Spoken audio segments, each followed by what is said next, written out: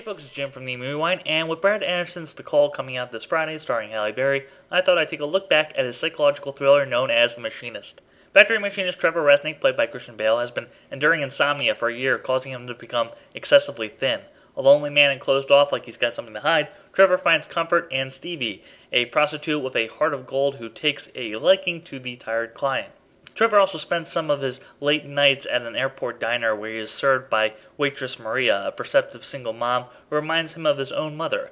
At least with companionship, he isn't left with his own mind within his home, where his electricity has been turned off after failing to pay his utility bills. Trevor doesn't find much solace at work, where his superiors accuse him of using drugs given his appearance, and his coworkers don't care much for him either.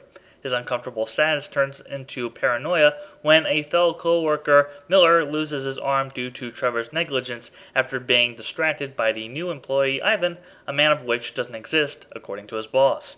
With blood coming out of his home fridge attached with mysterious post-it notes depicting a game of hangman, Trevor can't get a grip on reality, unsure if people are conspiring against him or if his mind is just becoming more fractured with each passing day awake. Let's get this out of the way. Yes, Bale is brilliant in the role, giving one of the most committed performances I've ever seen. Losing 63 pounds, his weight loss is initially distracting and he's almost unbearable to look at. A tad drastic, sure, and I'll bet his doctor did improve, but over time it becomes less of a gimmick and more of a necessity to the character and his transformation. Funny enough, he would have to regain that weight in both muscle and fat to play billionaire playboy Bruce Wayne in his alter ego The Batman, and Batman Begins soon after. Spaced out Bale plays Trevor just right, never overplaying the crazy antics. With a heavy burden, Trevor gives generous tips to the kindly Maria while winning Father of the Year when he takes her son Nicholas through the sadistic funhouse ride called Route 666 at an amusement park where the boy suffers an epileptic seizure. Jennifer Jason Leigh, an actress who probably deserves a better career, displays warmth to this walking skeleton as Stevie. If the devil took form as a human, he just might look like John Sheridan does as Ivan. Sporting sunglasses while driving a 1969 red Pontiac Firebird, Ivan's childish sense of humor turns into mind games, vanishing in the thin air just when Trevor is hot on his trail.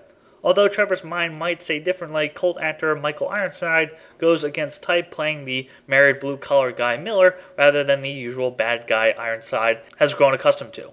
The Machinist wouldn't be too far from a film Alfred Hitchcock might like. Expertly edited and shot, the bluish-gray color scheme make this a dreary experience, while the glimpses of light can come off blinding. The meticulous film is always focused and is more rewarding the more you see it. It's filled with misdirections and lines that take on two meanings once you realize the context.